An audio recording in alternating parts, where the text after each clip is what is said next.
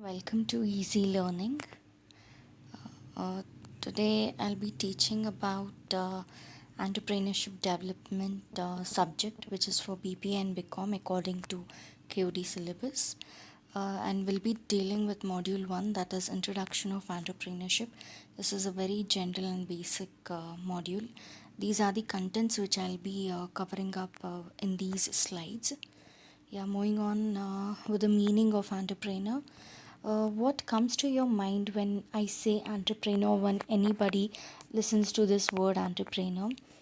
Entrepreneur, as soon as you hear this word, you remember something of a business person, right? You can easily think of a business person when you listen to this word entrepreneur, correct? Let us see where it originated from. Okay, the term entrepreneur is derived from the French word that is entrepreneur. As you can see the term here, it means to undertake. To undertake means what? The person who undertakes the risk of a new enterprise, right? A new enterprise is nothing but a company which is set by an entrepreneur. The company is always associated with a number of risks, correct? Entrepreneur is a person who has the capacity to undertake the risks. It is the meaning of entrepreneur. Clear? In the early 16th century, Frenchmen who organized and led military expeditions were referred as entrepreneurs. It means what? Back then in 16th century, the group or the troop where military people were there, or where a person used to lead this group, that person was called as entrepreneur. Next we'll move on with the next point. Richard Cantillon, he is an Irish economist. He later applied this term, that is, he applied the term entrepreneur to business, right? According to him, he says that entrepreneur means business. The person who organizes the products, or who purchases the means of production for combining them into marketable products, you can say. Fine, that is according to Richard Cantillon. Next, here we have who is an entrepreneur, right? Entrepreneur is a person who combines land, labor, materials, and capital to create and market new goods and services. Yes, it is not necessary that entrepreneur has to, get his own land, or get his own materials, or get his own, capital. No, it is not at all required. He is an organizer who organizes or who combines land of some other party and labor from some other source. Materials, he can get it from some other source, from some other people. And capital also, he can raise funds externally. Partially, he can also be the sole proprietor. If at all he wants to be the single owner of the company, then he can be the investor, and he can be the owner of that particular company. If at all he want to raise funds, that is also possible for him. Then he is a person who has the possession of a new enterprise, venture, or an idea. What is an enterprise? Enterprise is nothing but it is a company. It is the formation of the company. It is when the persons, that is when entrepreneurs dream come true, you can consider that as a enterprise. Fine, he's setting up his own enterprise, his own venture, his own idea, in order to produce something which is beneficial to the society, and which will also give him back a number of profits. Okay, next, moving on with the next slide, we have definition of entrepreneur here.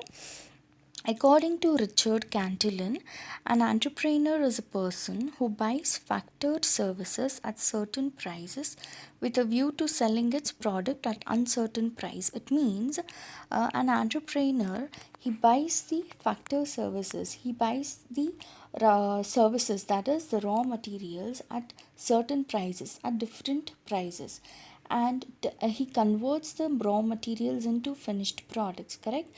Those finished products are priced at the uncertain prices, which will include all the cost of production and also a part of a percentage of a margin, that is profit margin, which will give him more number of profits of manufacturing that particular product. Clear? According to Richard Cantillon, this is the definition given by him. Next, moving on with the next slide here. Yeah, here I have one more definition which is given by McClellan. You can just go through it. It means the same thing. I need not explain or repeat the same explanation.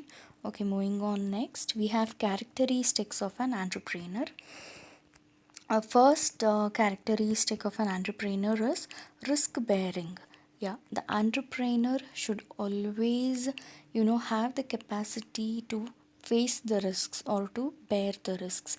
Each and every day is filled with uncertainty in a business, right?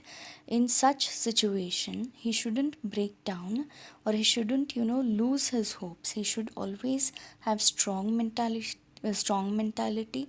He should also have good positivity with him. Then only it will help him to bear the risks. Correct? In the business is like a ocean, right? There are n number of competitors. In order to be a tough competitor in the market, then the only way is to bear the risks and to stand strong in the market. Second one is good organizer. As I told you about organizer, that is entrepreneur himself is the organizer here. He should organize each and every resource which is required to convert the raw material into finished product, right? Till from the scratch till the end, each and everything has to be neatly and systematically organized so that the manpower can work, properly in a proper direction. Clear? Next, third is innovator. Innovator is very very important characteristic, guys. Innovator is what? Being innovative. Entrepreneur should always be innovative in nature. He should always be different among the other competitors. He should think in a different pattern. Then only he can give a strong competition to his competitors. Innovation is what? He can get something, he can add some new features to the product which is existing with him, or he can completely go with a new product which is not available in the market. All these come under innovation. Clear? Next one we have independent. Yes, entrepreneur is an independent person.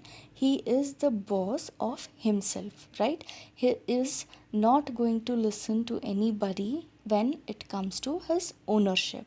If at all he is the whole and soul of the company, then he will be an independent person.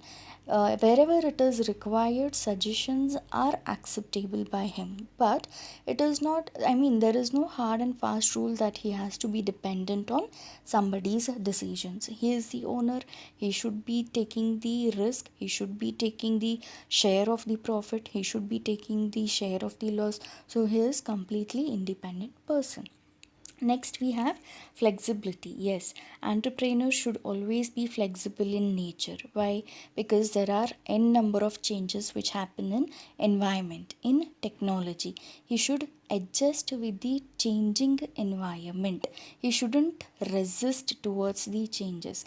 If at all he is resisting towards the changes, then he will obviously lag behind when it is compared to his competitors, because the other competitors are flexible. They are making changes wherever required and they are running faster than him. If at all he is not making, then he falls apart from the race. So in order to avoid all such things, he should imbibe such flexibility character among himself. Next, we have locus of control. The term itself suggests us control means what? Now he has organized things better. He has set his business. Manpower are hired. Everything is set. Now he has assigned the work also to his manpower. Only assigning the work is not right. No, it is not completed.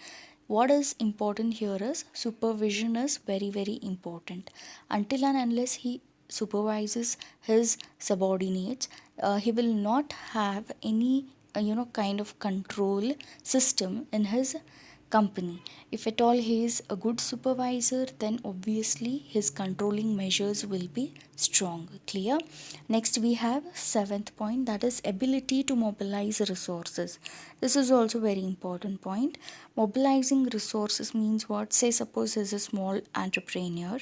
Let us compare small and large entrepreneurs. Okay, small entrepreneurs, their budget is low because their company is a small scale industry, right?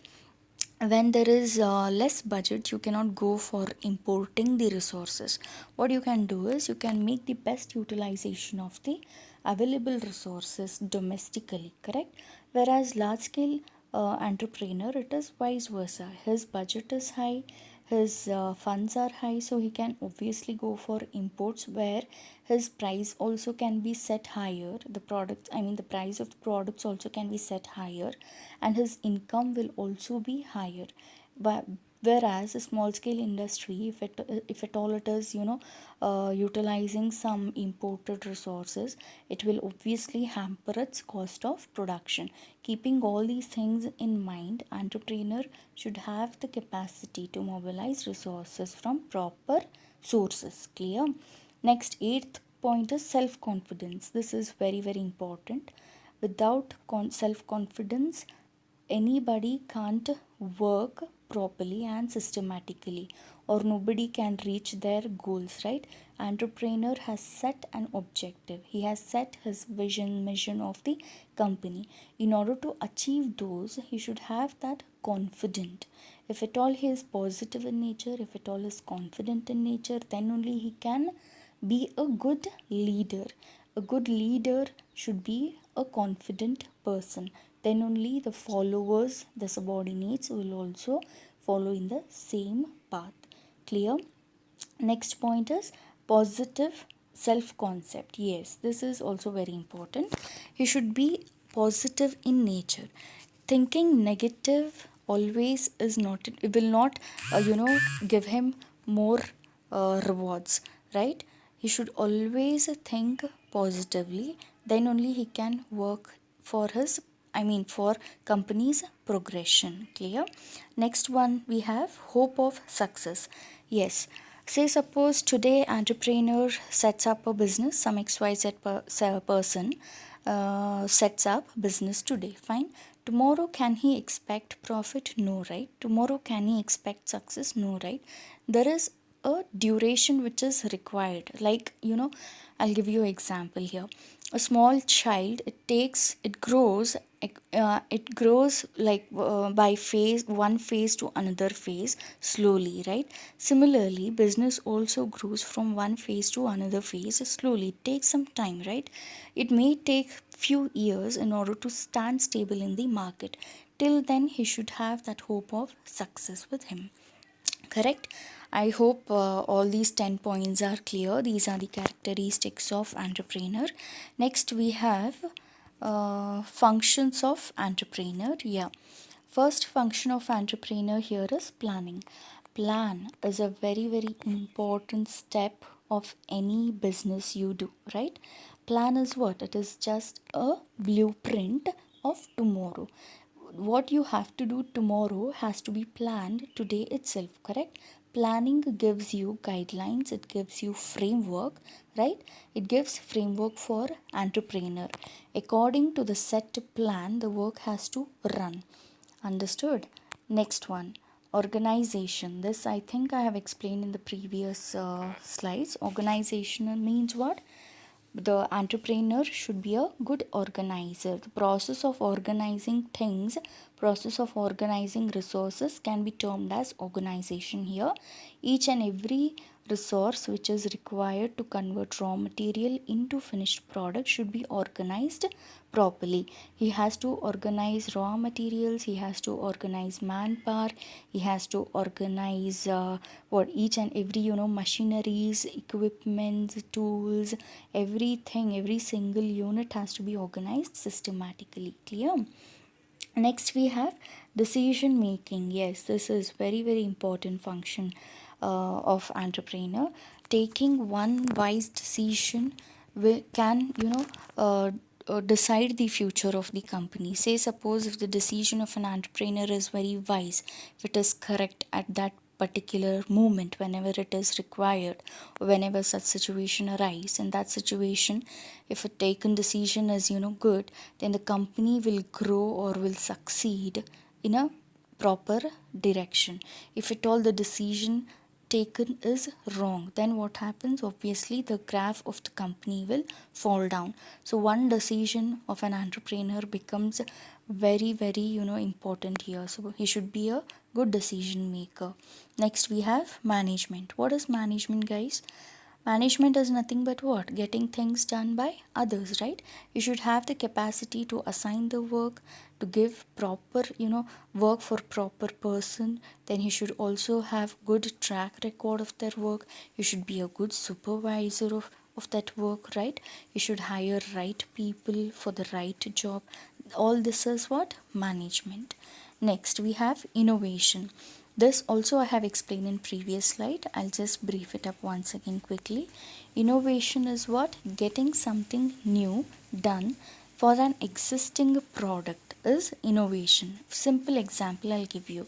There is one XYZ company which has produced one ABC phone. Let us consider XYZ company has produced ABC phone in the year 2019.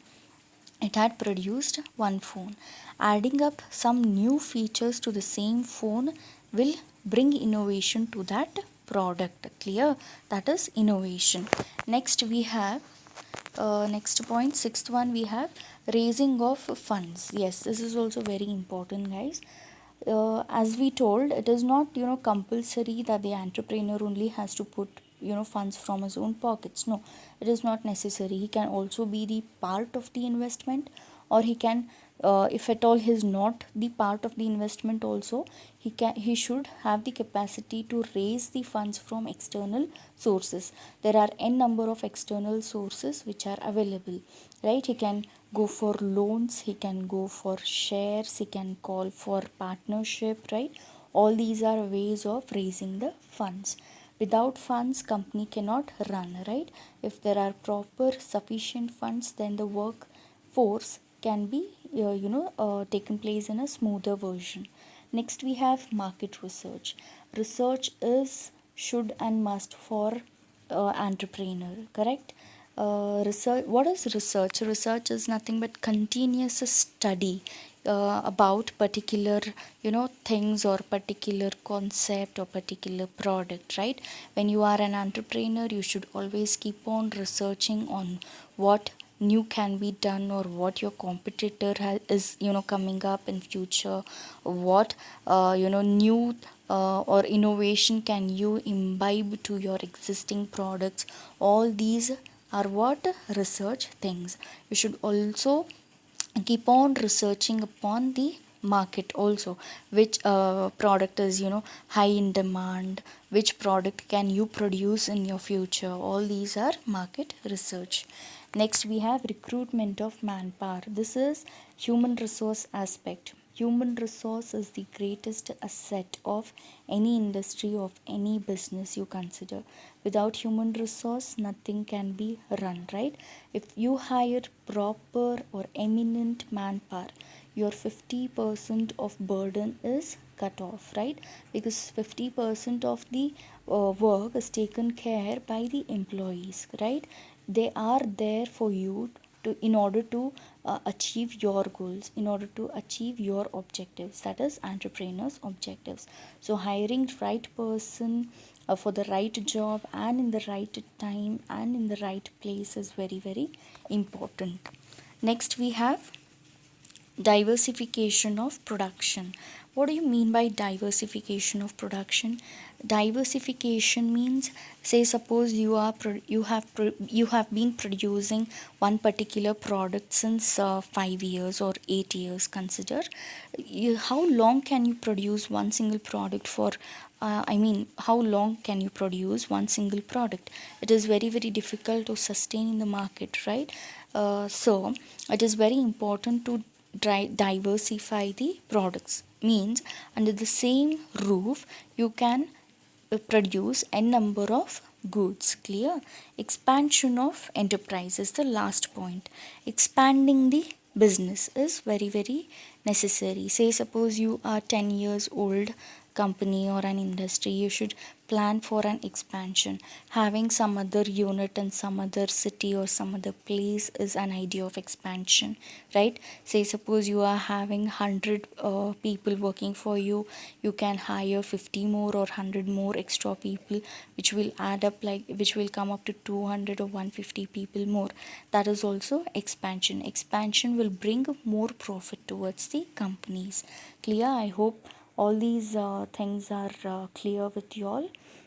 Next PPT I will be continuing with the further topics. Till then you keep referring these notes and keep practicing. Thank you.